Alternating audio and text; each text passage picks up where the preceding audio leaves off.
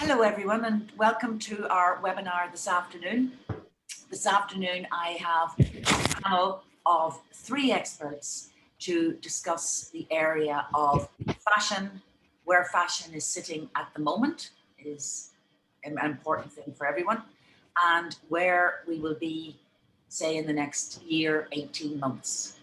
Part of this webinar as well afterwards, as I did with the market one recently, is that anybody who'd like product analysis and mentoring, just pop me an email afterwards and I will arrange that for you. So with that, I'm just going to start off by introducing you to all 3 of them generally first. We have Angelo Kelly. Angela is a curator, practitioner, and as some of you may know, she's also head of the Department of Design for Body and Environment at the National College of Art and Design. Jenny Cullen is here today to talk to us about all that's good in PR with regard to fashion. And Jenny is the managing director of her own firm, dynamic firm called Revolve Marketing and PR. And lastly, but not least, we have Julie Griffith.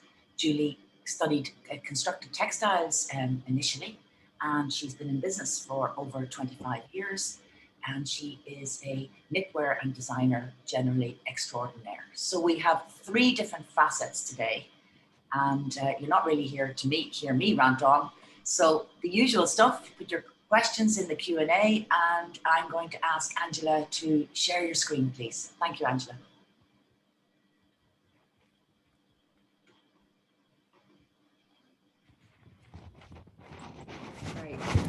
Good afternoon, everybody, and thank you, Emer, for inviting me to speak today. As Emer said, I'm the head of Department for Design for Body and Environment at NCAD. I also work as a designer maker at the high end of the collector market internationally and a curator and consultant in design and craft, what you would call a portfolio career. I have to apologize in advance. I have a puppy who may well jump up and say hello to everybody, so please bear that in mind as I give my short presentation. I'm just going to speak about some points that I feel are hugely relevant and important for craftspeople and designer makers today. Firstly, the need to be a T-shaped designer. Those of you who run your own business know how adaptable you need to be. As being designers, craftspeople, you are also have to have the expertise in areas such as business, finance, marketing, and sales. Design colleges now have a further focus of educating students now and building expertise and knowledge in that specialist area of their chosen field, but also a broad and diverse range of skills, which allow them to adapt and respond to a protean career and the changing landscape in design. There is a need for a depth of understanding and knowledge to be able to embrace core value systems, co-create and collaborate across disciplines, adopt an entrepreneurial mindset, and engage with design's role as both a driver of industry and, very importantly, a force for social impact. Graduates now need the emotional resilience, soft skill sets and competencies to be able to adapt to careers that are flexible, dynamic, and individually self-managed.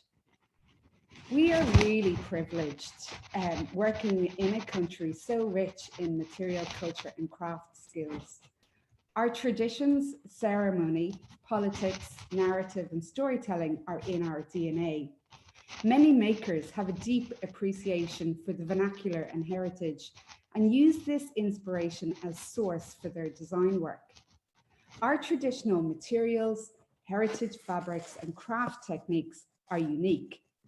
Many designers have reconnected with heritage fabrics and techniques, combining and developing with contemporary aesthetic and cutting-edge design in the unique combination of materials which utilize our expertise in knit, weave, linen, lace, and wool.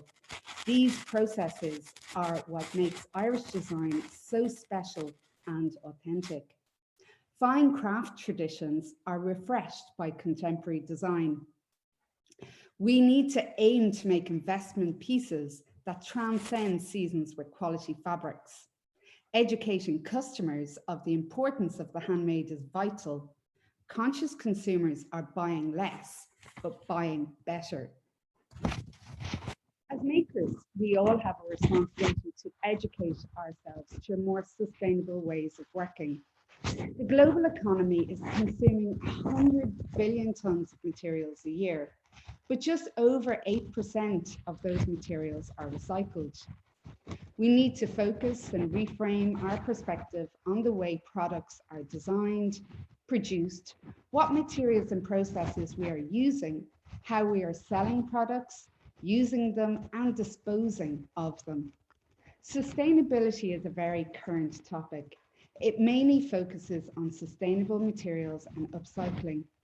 This needs to be expanded to makers looking at supply chains, social, environmental, and ethical implications of material consumptions, and developing innovative circular design and business solutions.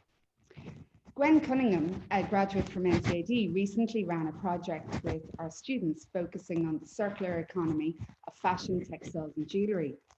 The outcomes were really interesting and have made the students consider the bigger picture. Gwen works for the Circular Economy, which is based in Amsterdam, and they've recently launched the Circular Toolbox, which aims to enable brands to design and launch their own circular business model, specifically a rental or resale business model. And I'd urge you to have a look at the following websites, the circulardesign.com and the Circular Toolbox. We also need to consider composite material development. And what do I mean by that? I mean, developing new materials out of waste and renewable resources, such as these pieces made with recycled orange peel, hair, tinfoil, and waste. Angela, I'm sorry to disturb you, but there's really bad, can everybody in the audience as well mute themselves, but I think everyone's mute and we're getting terrible muffling. Okay. Maybe you need to chuck the puppy outside. No, okay, is that we're getting a kind of a mic muffle sound. Is that okay now? That's better, much better. Okay, okay. Thanks. Okay, sorry about that. Do you want me to start again or is it okay? I'll continue. So I'll start this slide again. As makers, we all have the responsibility to educate ourselves to more sustainable ways of working. The global economy is estimated to consume 100 billion tons of materials a year, but just over 8% of these are recycled. We need to focus and reframe our perspectives on the way products are designed, produced, what materials and focus processes we are using, and how we are selling products. And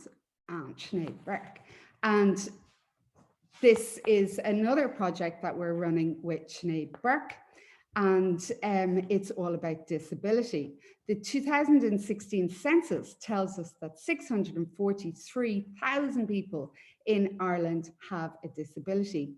That's 13.5%, or 1 in 7 of the population in Ireland.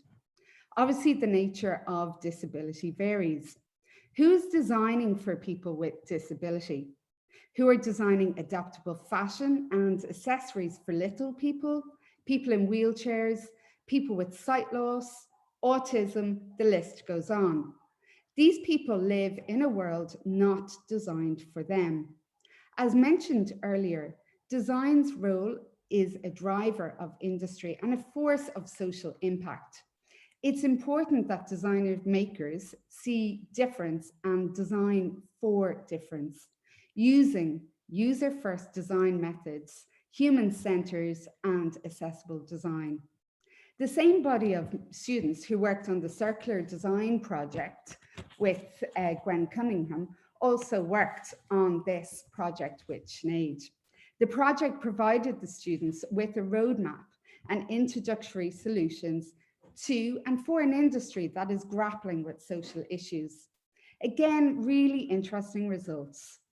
an adaptable jacket, accessible class for jewellery design, and accessible communication designs, developing new design thinking. We're really anticipating that this body of students will challenge the notion of traditional designed collections for their degree show next year.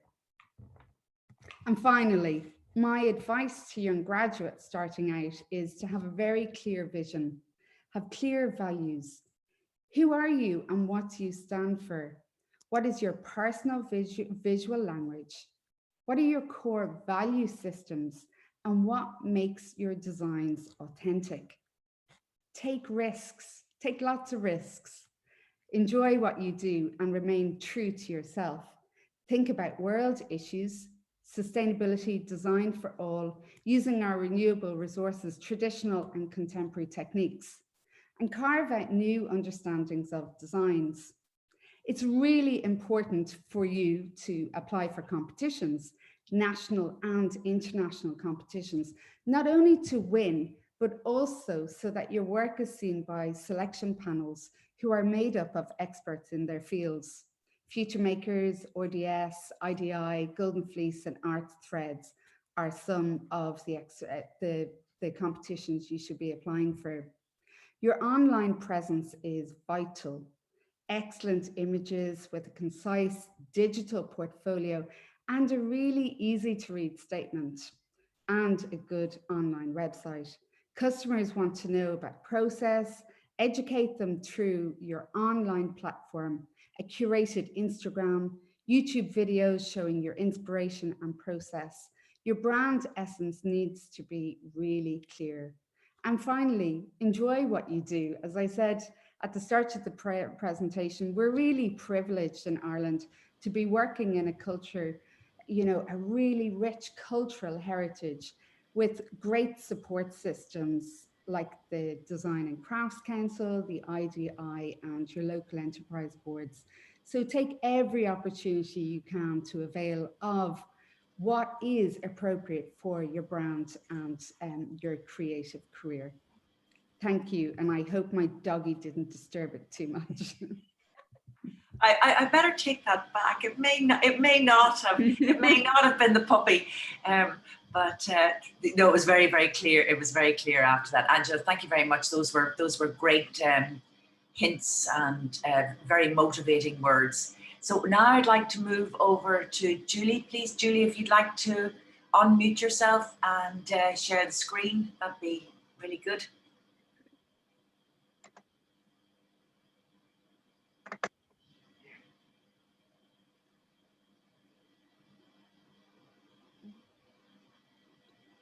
All right.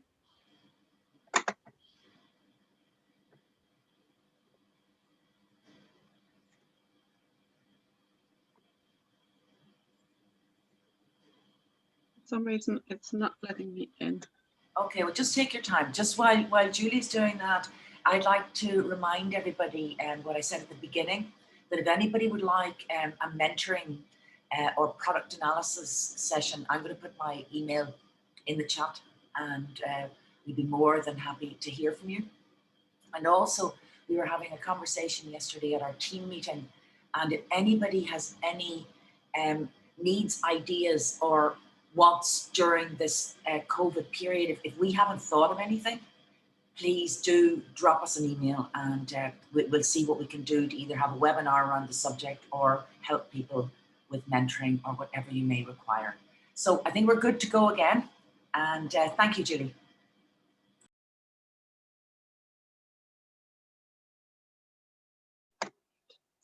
Okay, I think we have it. Sorry about that. So hi everybody, and thanks to Emer for inviting me to take part in this afternoon's discussion. I'm an independent designer and textile artist, and over many years of my career I've worked in Ireland, UK and internationally in colour woven fabric design, knitwear design, garment design, and more recently on projects in the realm of social practice, sustainability and ecology. I've worked in-house, freelance, and I ran my own business, Atlantic Knitwear, for about 15 years.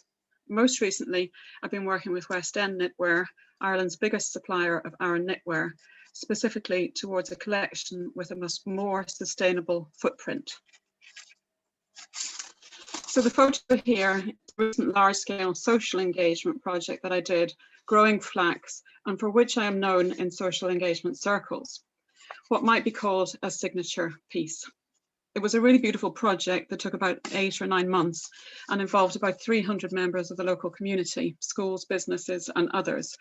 And it was widely acclaimed, but whilst it established me and what I do in people's minds, it was unfunded, exhausting, and costly.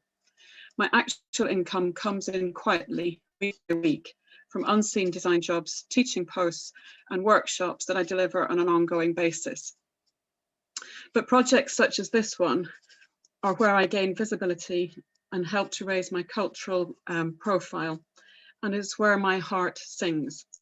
So I need a balance of both things, some things that feed me creatively and some things that literally feed me, which is not to say that these are mutually exclusive and are not also satisfying, but not so visible, risky, and out there. I've included this here as an analogy for what I experienced when I was running my knitwear business and for what I've learned in other situations that I've worked in. I thought that I would talk about a useful piece of learning for me from that time about effort and reward. So the Pareto Principle states that for many outcomes, roughly 80% consequences come from 20% of the causes, the vital few. Other names for this principle are the 80-20 rule, the law of the vital few, or the principle of factor sparsity. This principle is used as an adage in business as well, stating that 80% of sales come from 20% of clients. And that was definitely my experience during 15 years of running my own business. And also that 80% of purchases were selected from 20% of my product offer. Since design, development and prototyping is such a costly part of running your business, both in terms of resources and time, I found this 80-20 rule, although a bit of a blunt tool, helped me to consider where best to focus my efforts.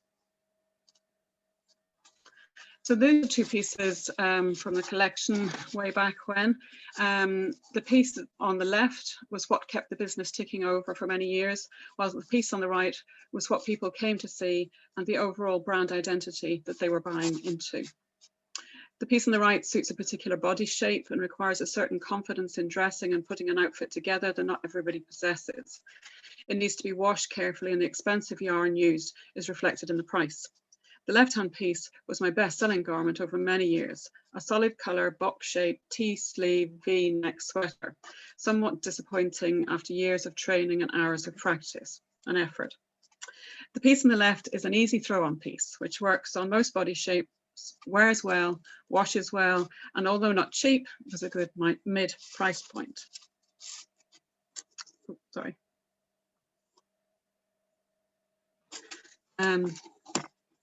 But this piece does nonetheless hold many of the hallmarks of my collection. A beautiful natural fibre yarn, linen with a large cotton slub, a high quality make, a stripped down and simple concept. I added one or two more colours each year, and they sold through year round on repeat orders. So I would also say that they only took 20% of the sales and marketing effort and costs, and yet still produced 80% of the sales. When we began recently to sell the remainder of the stock on Depop, these were the first pieces to out. There's a lesson in that, I guess.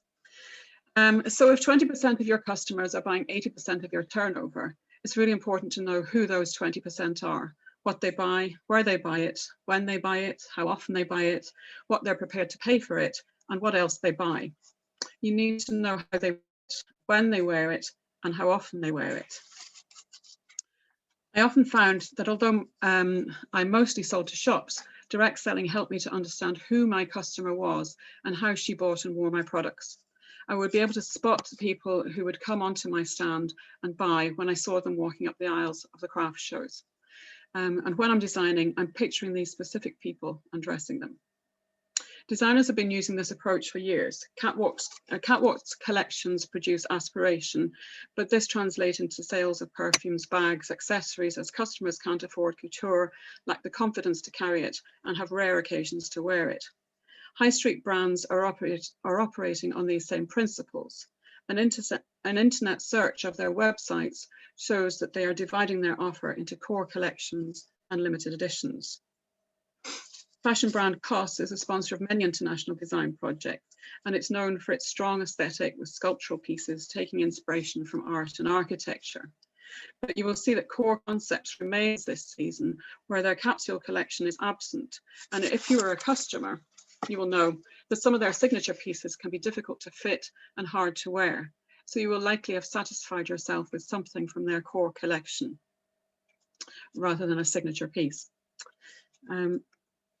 Interestingly, they have begun a strong push towards sustainability, and as producers in the marketplace, we ignore this direction at our peril. More and more brands are using sustainability and traceability as a selling point, and although there may be some cynical greenwashing going on here, I think it's something that everyone in the marketplace will need to pay attention to and provide information on. And this again is COS talking about their aspiration to become a climate positive brand with 100% sustainability sourced or recycled materials. So it's there, it's big, and you'll see it in many of the high street brands. Surfing brand Finisterre have been doing this since 2003, taking a pioneering approach to making better and more sustainable product, challenging and innovating, seeking alternatives to what has gone before. They're committed to making informed decisions about the impact on the environment of their products and are constantly pushing boundaries to make the best product they can. This is a little section of their website, Lived and Loved, and it's a video of a repairs workshop, which I think is a really interesting take on how to go with this area and deliver it in a new way. The challenge persists, is all still based on strategies of growth economies. I'm not presenting this as a panacea for success. All brands have arcs of influence and success, and the fashion market is a fickle place. Ultimately, I struggled to source the yarns for my best-selling style as recession hit the spares, and my price was undercut by other producers who flooded the market for a while. But this is where design buys advantage, and a conscious focus on your signature collection will produce the future core pieces of your collection, ensuring that you will have something solid there to take its place when one arc fades and another arc rises. In conclusion, as an antidote to the constant pressure towards growth and expansion, I think it is vital to concentrate on producing things of beauty, longevity, and worth, and using this as a basis for rethinking businesses that do not consume us as makers, but feed our creativity and nourish both our bodies and our souls. Thank you. That was lovely, Julie. Thank you so much. I have a couple of threads of thought that we'll deal with towards the end. But now I'd like to hand over to Jenny. Are you with me, Jenny? You just need to unmute and share your screen. And you're going to give us the panacea to conquering the PR. Thanks, Emer. No pressure. Thank you for that. Lovely to be here, Emer. Thank you very much for inviting me today, and it's a pleasure to be here with both Julie and Angela. I've a tough act to follow now, but sure, look, we'll give it a go. Lovely to be here, and I'm looking forward to any questions any of the audience have after my presentation. So just to give you a little bit of background, Revolve Marketing PR is actually celebrating, we're coming up to our 17th year this August. Not sure where the last 17 years has gone, but it has gone very, very fast. We work in different sectors at Revolve. We work in fashion and beauty, in interiors and lifestyle brands. A lot of those would include the likes of interior brands like Russell Hobbs, Remington, George Foreman, Triton Showers, those type of brands where we look after all their PR. Food and drink is becoming quite big as well. So we're looking into that sector at the minute, and we're working with a number of brands. Prior to setting up Revolve, I worked for L'Oreal luxury division here in Ireland, in a marketing capacity, and then obviously PR as well came into it. Very much sort of dovetailed the two of them together. So yeah, so that space was an area where I pretty much started off the business on the beauty side, and then started to bring on other brands in different sectors. So fashion is an area where we work very, very closely in. So today I'm just going to run through, I suppose, really just in relation to the various brands that are watching today. It's all about, you know, and not just because of COVID, but at any stage, it's very important to get your brand out there. And what should you do if you are a fashion brand, and how to get noticed. And I suppose really the areas that we work on, and I think would advise all of you to do, is to work on communicating your brand with the press, Ireland and the UK as well, if you can. So where do you start? So pitching your brand into the various publications, so consumer magazines, print, like Image magazine, The Gloss, Irish Tatler, Irish Country magazine, and you've got your Saturday supplements and your Sunday weekend supplements as well. Online is key, is huge, and also your broadcast media. So there's opportunities there with radio. So it's quite simple, actually. It's basically pulling your press release together. And what that means is it's talking about your brand. It's talking about your collection, a bit like what Julie showed there in terms of the sweaters. You know, it could be you have a range of sweaters that you're manufacturing. It's literally taking those images and talking about the actual sweater and how it's made, what materials are used, type of wool, the weave, the cut, the style, all of that information, put it into a Word document and basically put it together as a press release. And I'll go through that now in a little bit more detail, but the press release is key. The imagery is important as well, and a bit like what I suppose, Angela, you showed as well in your presentation, some of those lovely images, and we call them lifestyle shots, where you've got a model maybe wearing some of the clothing, or it could even be where you've got a zoomed in image of the actual product, whether it be a hair turban or a scarf or a piece of jewelry even. But you also have to have the really high resolution images which attach to your press release. And that's an area that does need to be worked on for a brand, and also cutout images, which are very much where the journalists will need the actual image of the dress, a bit like in the presentation that Julie, you showed, where you've got Cos and that lovely dress. It would need to be a cutout image that would need to accompany the press release. So that's important for any fashion brand. The database and contacts as well is important, your creative solutions, and then also your influencer gifting and press drops, and I'll run through that now with you in a moment.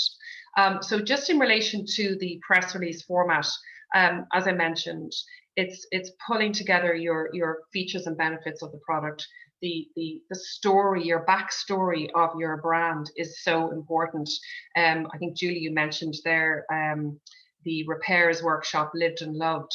That's also a really, I suppose, interesting story for any of you that have a manufacturing plant, have a workshop, where you will literally tell your story and show lovely imagery of people at work making the garments, sewing, inviting the press into that environment as well, where they will carry out an interview, do really specialized images of the actual workshop to show your own workshop, or manufacturing plant, or your story about maybe it's a woolen mill or something like that. So getting the journalists in there is really important, but the press release needs to go out first. So your introduction in your press release is really, really important,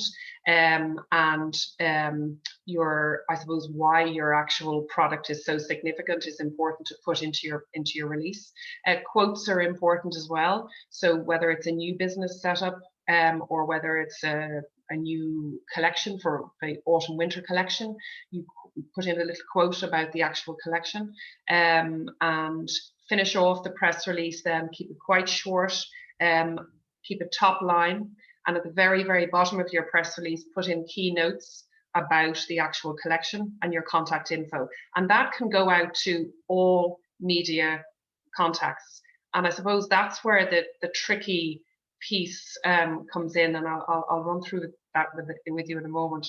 In terms of imagery, the image on the left, as I mentioned earlier, is lifestyle shots need to accompany a press release. And that's how your brand will get noticed. If you have really nice lifestyle shots in this picture, you have a throw over the chair, and on the right-hand side, then you have a cutout example of an actual bathrobe. So that's an actual cutout where you get photographers to take those on a mannequin, and they actually take out the mannequin when they produce the pictures, and they give you those images then as cutouts. They need to be high resolution. They need to be 300 dpi, no less than 1 megabyte. They all are kept on your system, and then you will send them out to the journalists when you have them ready. Just in relation to press release examples, I've just got 3 here to show you. Hard to read, but again, if anyone wants to see an examples of how press release needs to look, no problem, let me know. One on the left is New in Kashmir, actually, which is a brand we look after, and it shows 2 lifestyle shots in the actual press release, and all the wording there is a little bit of background about the product and the collection. The attached to that release when it goes out to the journalists is usually what we would recommend is a link with either a Dropbox or a WeTransfer link, which will include the high resolution images. So in this case, it would be cut out and say the actual lifestyle images that are there, shown there on the left. In the middle, you've got a jewellery brand here, which is a lifestyle image at the top for Thomas Sabo's collection with Rita Ora. And then at the very bottom of the release, you'll see the actual pieces of jewellery that we've selected. They go out to the journalists. The journalists will then come back to us, or will come back to you, and will say, we love the ring. Could you please send us more of your rings? Or we love the white jacket in the release on the left-hand side. Do you have that in other colors? So it's having that communication with the press is really, really important. And that is where you will get your product out there into the publications. On the right, we did some work with Emily Jean. I'm sure you're familiar with Emily Jean Turbans. She's based in Galway. Lovely, lovely lady, great brand, using beautiful Tanalon Liberty print fabrics for her hair turbans, which she makes by hand. She's got great patience. And so we would have written her press release and syndicated that out to the journalists. In a case where anyone is actually looking after their own or starting out maybe where they don't have any contacts, the simple thing to do, and if you're on a tight budget and you can't afford to use an agency, or if you can't afford to buy a database, it's really quite simple. If you can get an intern, even, there's plenty of interns out there who want to do some work. Pull together a database on an Excel spreadsheet, go through the magazines, open up the contents page, and you'll see all of the editors in the very bottom of the contents page on all the magazines. Pull your database together, and over time you will pull yourself a really nice, really good database for all of the national papers, the regionals. Obviously that's important for you depending on where you're located. Digital, online, probably a little bit trickier in terms of influencers and stylists, but they're really important as well. Another way of actually getting your brand out there, I suppose at this time as well, it's a little bit trickier because sending actual press drops out, you have to have their home addresses. A lot of people are working from home, obviously, so you would actually, you'd have to make contact with them and then try and get their home addresses if you're going to send a press pack.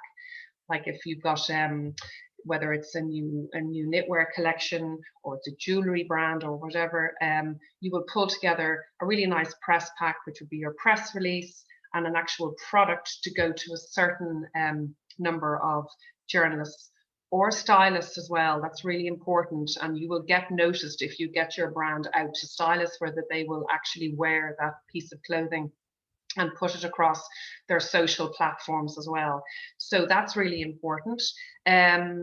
Just in relation to your database, once you have your database in place, start sending out press releases, or even communicating with some of the journalists, and just tell them who you are, what you're about, what your brand is about. Invite them maybe for a virtual tour of your workshop or your showrooms. Show them your actual product. Maybe send them something and talk to them over Zoom if possible, about your product. This is how you're going to get visibility, editorial out there in the actual media.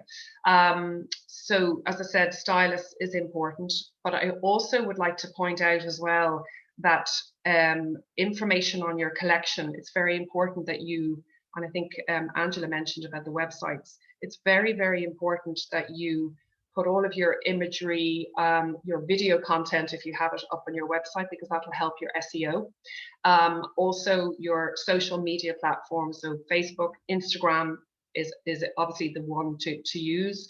Obviously LinkedIn if you wish as well, and Twitter, but Instagram would be very fashion friendly, and a lot of the stylists and the influencers and the journalists would all be on Instagram.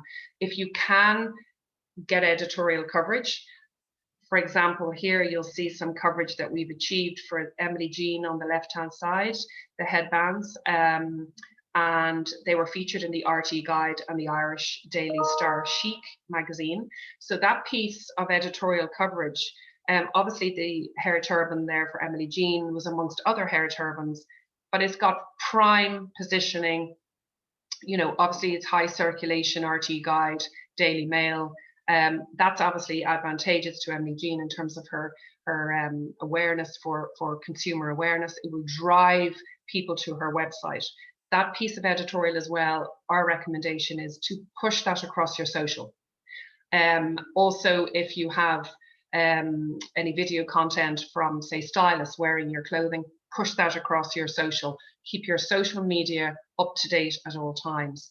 The other important message to mention as well, and a lot of people don't think about this, but they don't think it's that important, but it is, your backstory, who you are, what you're about, can actually get quite a lot of editorial traction with the magazines.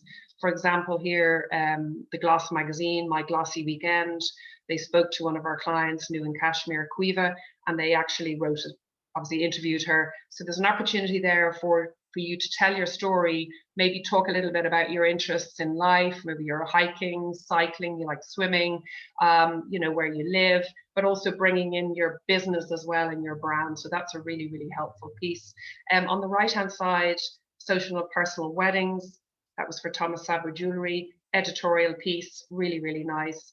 The journalists will come to you as well as a brand, and they will say to you, we're working on a feature coming up for our June issue, the color is peach. Have you anything in peach? And they'll reach out to you once you have made that connection with them. So us as an agency representing brands, the journalists will come to us and say, look, do any of your clients have anything in peach? Or do any of your clients, are they any knitwear brands or jewelry brands? So we would then send them the details. So it's important you keep that flow of information. Press drops, the slides here will show some press gifting, which we do a lot of the time. Our recommendations are that you send out something really, really nice. It doesn't have to be expensive. You don't have to spend a huge amount of money. It's getting your items out to, say, 10 print media once you have those contacts in place, and then maybe look at doing a second tranche and maybe doing sort of a press drop to certain influencers, because that's where you really will get your following, because a lot of these influencers have obviously very high following. So you will find some of them may come back and ask you for a fee. So again, it just really depends. But in this case, we worked with Thalia Heffernan and we gifted her a Fairy Folk address, and we obviously got coverage on the back of that. So the actual imagery on the left is for bio oil. We did a press drop for them. We look after bio oil. So that goes on all the time. It's something we do all the time. It's constant, but it is very easy for you to do yourselves. it takes a little bit of time. Also, the other thing I would suggest as a brand, if you can enter like awards, they, obviously there's beauty awards, there's fashion awards, as many as you possibly can. Also, competitions and giveaways as well are very, very cost effective. You can work on contra deals, even radio stations, maybe contact your local radio station and try and get an interview for yourself about your brand, and maybe, have them to come visit the actual showroom themselves if you can, or do a live link up and talk about the actual manufacturing process. That is really, really interesting for listeners as well. So really that's very much it. What I would say finally is important for any brand is to monitor your press releases when they go out, so you know where the actual piece of editorial has landed. We would recommend either Kantar or Truehawk, but that's important, and it's a very, very, very low cost-effective investment. It's only about €100 a month, but it is worth it. So that's very much it. And thank you very much for your time. If there's any questions at all, please feel free to ask me. Jenny, thank you so much. That was really comprehensive. For the next one, we're going to have to get a nice spotlight behind you, because there were these super slides, but you were kind of the lady in the shadow. Oh, right. Okay. The best way of describing you. But anyway, here we are, and we've a lot of food for thought. I'm going to kick off. I'm going to ask all of you to unmute. So, Angela, if you would unmute, that'd be really great. And what I'm going to do is I'm going to first of all, Angela, you've said that you're volunteered to answer a question. So can you please track through? We've got a question of what the 5 W's are. So you're going to lead off on this one, please. Oh, so the 5 W's are the who, why, what, when, and where. Yeah. Okay, so that was fairly simple and straightforward. I'd like to take up on a thread of thought that Julie, you introduced us to, okay? And I mean, through both Angela and Julie's presentations, we were looking at, sustainability and the importance of sustainability. And in my naivety, I would think that we are therefore, this audience and our panelists are in the position of strength from the point of view of slow fashion and high-end work. And I'd like you, Julie, to discuss how does that tally up with something you were saying, that there could be a lack of confidence in someone wearing couture. Would you think that if that's the 20%, providing the 80% of people's customers, with sustainability becoming more prominent, would someone not be A, confident, and B, proud to be wearing that beautiful piece of design and handmade knitwear that may be retailing at 900 or 800 or 900 euros? I don't know, could you explore that topic a bit about confidence and wearing work? Yeah, I mean, I think Angela touched on this notion of bringing your customers with you, and trying to boost that confidence, and through wearing of beautiful products. I think, yeah, it's a fine line between wearability and something that's sort of crosses over it, and people are cautious. I mean, if you meet your customers, there's all types of different people, and some women have a very strong sense of their own style, how to put an outfit together, how they can wear it, when they can wear it, and they don't really care too much what anybody else thinks. I think we're not all built in that mold, and there's a great deal going on around about us that counsels caution, and particularly if you're spending that amount of money on a piece, if you're spending 800-900 euros on something, you're going to want to buy something that you're still going to love as much in 12 months or 10 years time. So there's no firm and fast rules. That's the difficulty with this whole area. But yeah, that's what I would say, is that you need to bring your customers with you, and you probably do that over a period of time with them buying from you and gradually gaining more confidence and receiving compliments on previous purchases. They'll take more risks with you. Exactly. And as your portfolio builds up and your reputation builds up, that also helps. But I do think that there is weight in saying that now that we're going for sustainability. I mean, I'd say that this audience that's with us today, we're always interested in sustainability, and I mean, we're converted anyway, so it's really kind of an academic discussion. But I would really think that in customers, that there would now be a pride and a confidence that this is my beautiful Irish piece that I've invested in. This is my designer Irish piece. I'm going to wear it to every function for the next 5 years. I've spent €1,000 on it, and I'm proud. And that's much more important to the customer now than having, I don't know, 4 pieces that were 250, bought in the high street or whatever. So anyway, what I'm going to do is I'm going to go through some of the comments here. I have an interesting comment with Dan that I don't necessarily agree with, but I hope to meet Dan for a cup of coffee one of these years, because he's been at a lot of these webinars, and this is one that I would argue with him. So we'll see what the panel thinks. He has found that most wealthy customers aren't often concerned with sustainability. Now, I think Dan may be willing to develop some sort of discussion or argument here. So, Angela, what do you think on that one?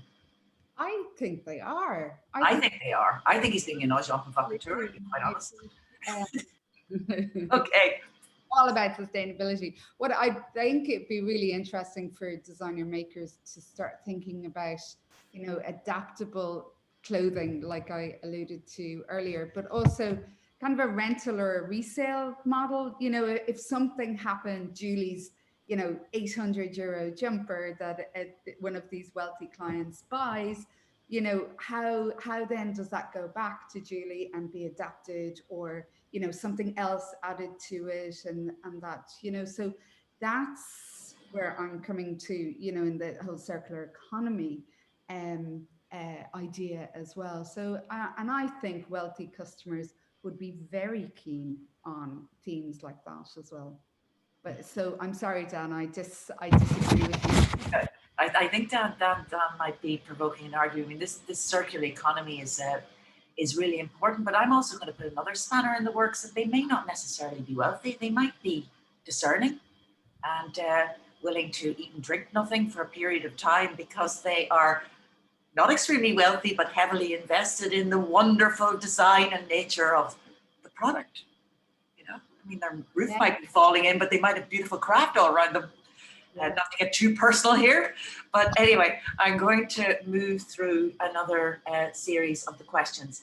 I have one here where someone's looking at the fact that, okay, how easy is it to get backlinks from journalists, etc.?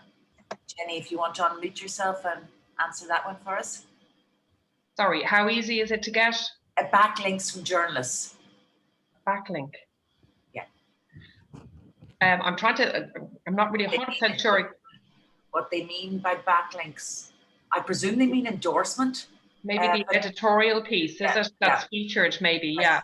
So I think this is what they're asking. So yeah, so. All right, a backlink helps your website SEO. Okay, yeah, so for example, well, if the journalist has featured your product, whether it be in a print in magazine or whether it's in something like evoke.ie, or if it's, I suppose a better example would be like if it's a piece of footage from Ireland AM, or if it's, obviously in the past it would have been an expose, we would have obviously had to get the video footage or the backlink for the actual image, and then you're able to upload that to your website. But yes, to answer your question, it is easy enough to get that. They will be able to supply that to you. Sometimes if we have editorial coverage featured in, say, Social and Personal magazine or one of the Irish Tatler or one of those, we go to them looking for the PDF of the actual page and the front cover, because we need it here and we also want to share it with the client. Most of the time, they would be very open to sharing that information with you. There's no reason why they won't. It might take a little bit of time to get the information, but you will get that, and they'd be very open to that. Yes. Okay, that's good. I've got another one here. How do you go about a press drop if your product is very valuable jewellery? Yeah, no, that's a fair point. So I suppose one example we would have, we look after, as I said, Thomas Sabo, which is a German brand. We have them 10 years, and they wouldn't be as high a price point, say, as some of the items, say, at Weir's Jewelers, for example. Obviously, there's something there for every budget, but Weir's aren't going to send out, you know, like a Raymond Veal watch or a Rolex watch or one of the high-end bracelet brands, Missoma or one like that. So what we would do normally is, as an agency here, or yourselves, just be creative and think of something that would tie in with the actual piece of jewelry. For example, it could be, we've done here, I know this might be a strange example, but what we've done here is we worked with a paint brand last year, and we couldn't send out big, huge pots of paint, not because they're expensive, because they were just so cumbersome.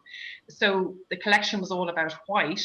So we came up with white peonies, roses, with white macaroons, beautifully wrapped, with the actual brochure about the actual collection all in a box. So if you have a jewelry brand and you don't want to send out something that's very highly priced, which is fair enough, it's one, maybe getting the journalist to come in to show your showroom and show them around, or a virtual show.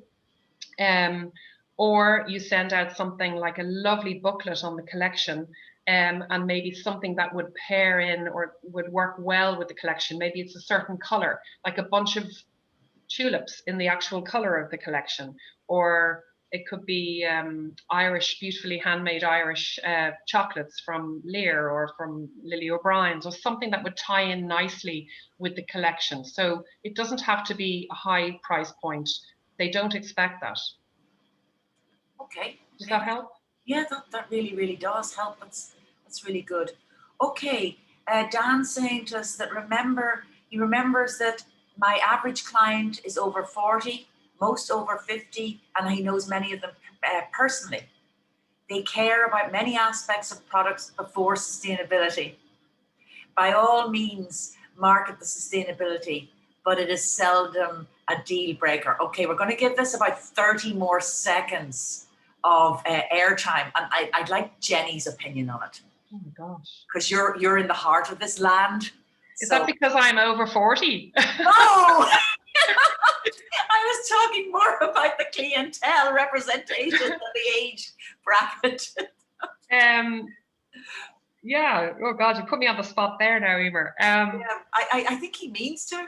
Well, I think from a PR perspective, I suppose we would reach out to the journalists and get their feedback. Sustainability is a huge topic, but it doesn't mean, in fairness to Dan as well, it doesn't mean that there isn't room there for other brands or for journalists to include items that wouldn't necessarily be all about sustainability. You know, so there are certain clientele, there's definitely consumers out there, a demographic that are not interested in that particular space.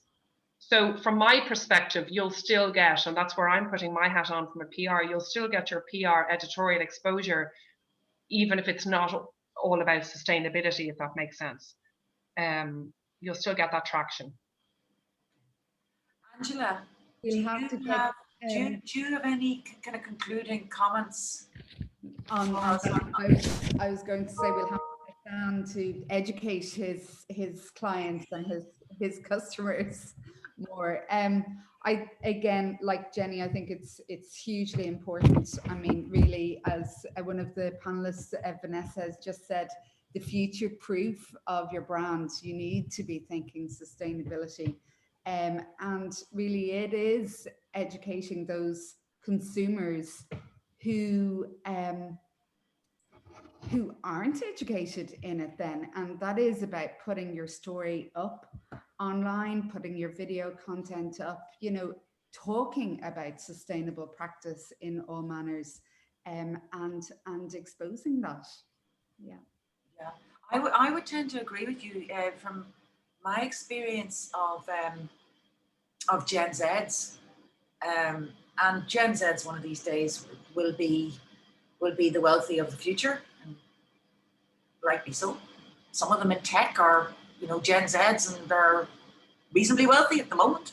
And they are really heavily invested in sustainability and chastising people who are over a certain age for not being so. So I do think that future proofing is really important, and that it really is going to be increasingly significant. I mean, I think that's definitely the way it goes.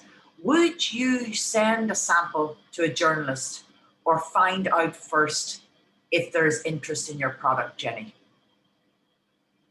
Could you repeat that question, Emer? Yeah, no problem. Would you send out a sample to a journalist, or would you find out first if there's interest in your product? Well, it's actually a very good question.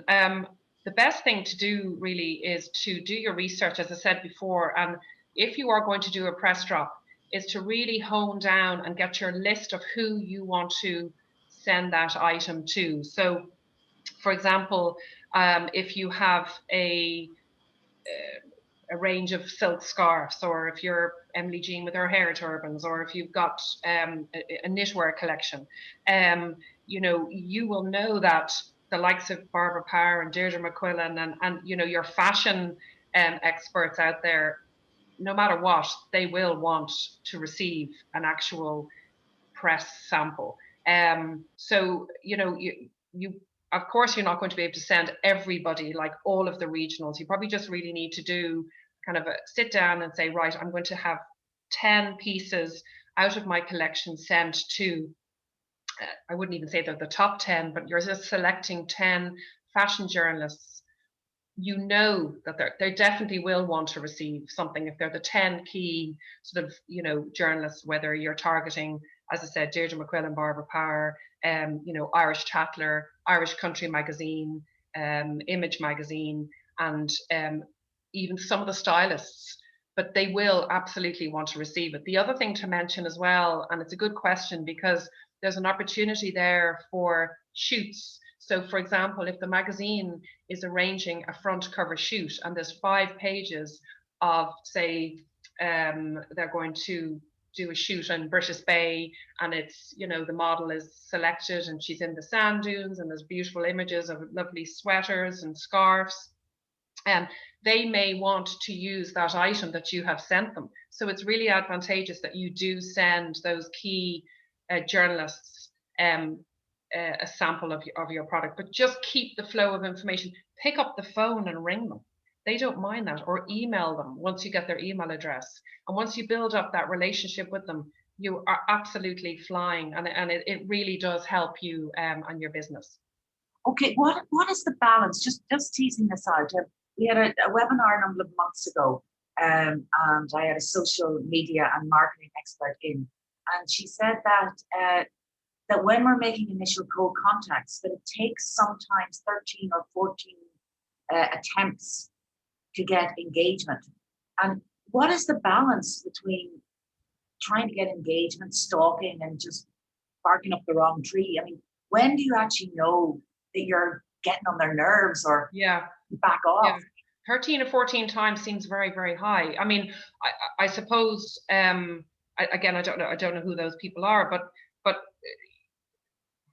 the key thing is that obviously you don't want to annoy them either. If you send a release out, for example, we sent a release out yesterday, we send them 4 or 5 releases out every day, depending on the client, depending on the sector. So we have a database here, as I said, you have to start somewhere. So pull your database together of your fashion people, highlight all of those names, your email addresses, put them into a BCC column. That's really important. Don't let each journalist see who's received the other one, so keep it in a BCC column.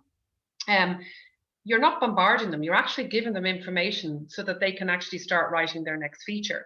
Yeah. But I suppose one thing I would not do is to, after you've emailed it, don't ring up the next day or email again the next day and say, oh, did you get my press release? That's going to annoy them. Leave it be, let it sit, let them come back. Maybe it could be a week later, and maybe put a note in your Outlook and say, oh, I must contact Barbara or Deirdre or Image or Irish Chattel or whoever. Was that of interest to you? Would you like me to send you a sample? Just to kind of a little touch, but I wouldn't, I've never experienced 13 or 14 times now, I have to say, Emer.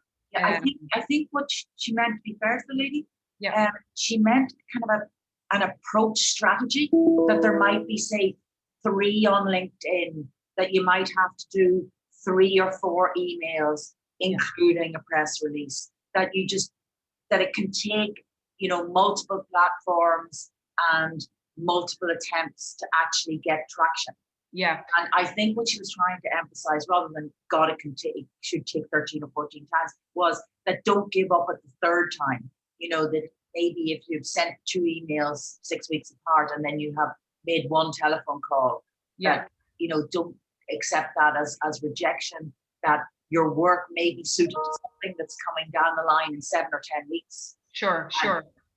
I mean, just the other thing to mention as well, before I forget, is that if you do send your release out and you haven't heard, don't forget that it may have been published.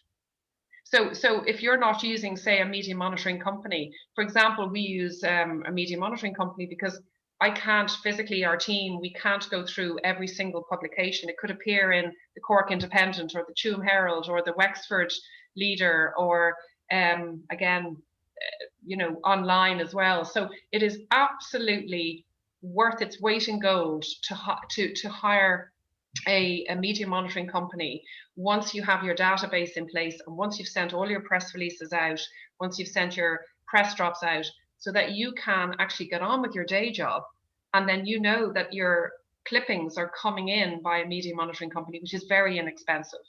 If anyone wants any advice on that, I can give it to them, but that's definitely worth it, because then you're not embarrassing yourself by maybe emailing the journalist and then she said, well, it's already been featured, you missed it. Yes. Yeah. That's really important. That would be very embarrassing. Yeah. So, I mean, I think people will take you up on that. I want to reiterate that it's out there. If any of you would like a session, any of you who are registered clients with the DCCI, if you'd like a session, just please email me and I'll see that that's arranged. I have a comment again. This person uses trusted, respected third parties, contacts and stylists, etc., and never makes direct contact. But we're not all in that nice position. I'd say that's a position that has been built up over years of contact. So what I would like to do now is thank Julie for being with us today. What you added was really absolutely terrific. I love the lived and loved piece. And I would say there are going to be people contacting me to be put in touch with you. Angela, I'd like to thank you as well. Your 3 hats that you have, we've benefited from. It's been really, really great. And Jenny, what can I say? But thank you, and it's been really good. And everyone, thank you very much for joining us today. And as I said at the top of the program, if anybody's having issues that we can be of help, please do get in touch with us. So I'm going to say bye-bye, and thank you everyone for this afternoon. It's been great. Thank you. Thank you. Bye. Bye.